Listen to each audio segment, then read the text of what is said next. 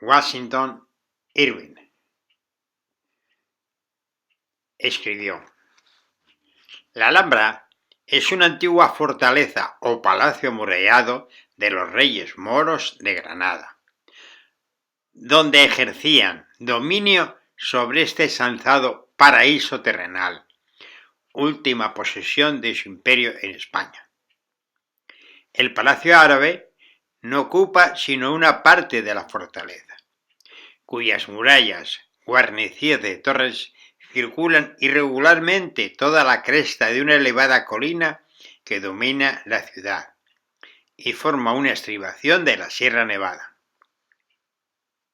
En tiempo de los árabes era capaz la Alhambra de contener un ejército de 40.000 hombres dentro de su recinto, y subió alguna que otra vez para librarse los soberanos del furor de sus rebeldes súbditos.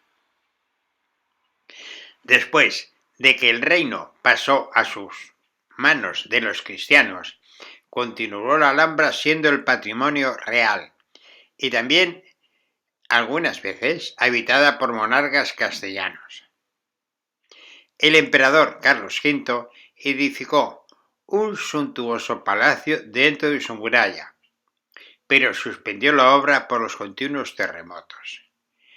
El último rey que lo visitó fue Felipe V y su esposa Isabel de Parma, a principios del siglo XVIII. Hicieronse grandes preparativos para su recepción. El palacio y los jardines sufrieron notable reforma y se agregaron algunas habitaciones, que fueron decoradas por artistas traídos de Italia.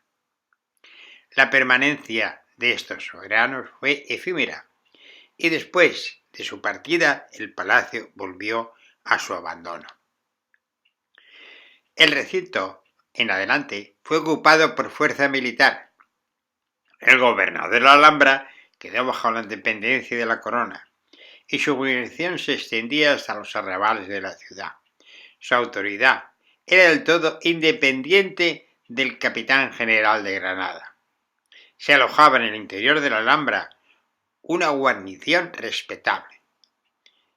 El gobernador tenía sus habitaciones frente al viejo palacio morisco y nunca bajaba a Granada sin una escolta militar.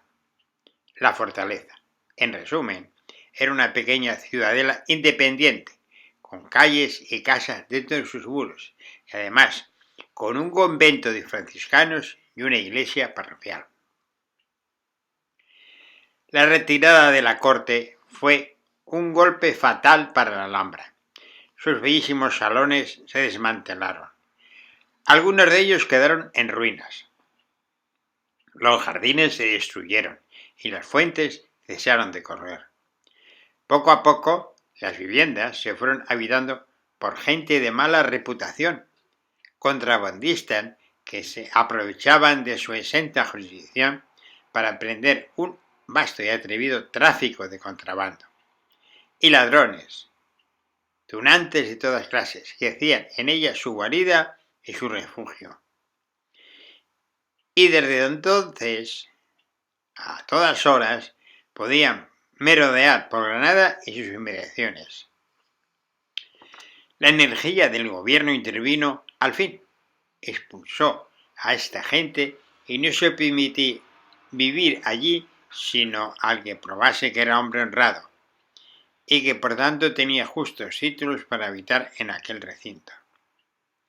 Se demolieron la mayor parte de las casas y solo quedaron en pie unas pocas, con la iglesia parroquial y el convento de San Francisco. Durante las últimas guerras habidas en España, mientras en Granada se halló en poder de los franceses, la Alhambra estuvo guarnecida con sus tropas, y el general francés habitó provisionalmente en el palacio. Con el usado criterio que siempre ha distinguido a la nación francesa en sus conquistas, se preservó este monumento de elegancia y grandiosidad morisca de la inminente ruina que la amenazaba. Los tejados fueron reparados, los salones y las galerías protegidos de los temporales, los jardines cultivados, las cañerías restauradas, y se hicieron saltar en las fuentes vistosos juegos de agua. España, por lo tanto, debe estar agradecida a los invasores por haberse conservado el más bello e interesante de sus históricos monumentos. A la salida de los franceses volaron algunas torres de la muralla exterior y dejaron la fortificación casi en ruinas. Desde entonces cesó la importancia militar de la fortaleza. La guarnición consta de unos pocos soldados inválidos, cuya misión principal consiste en guardar algunas de las torres que sirven actualmente de prisiones del Estado. Y el gobernador, habiendo abandonado la colina de la Alhambra, reside en Granada para el más cómodo despacho de los asuntos oficiales.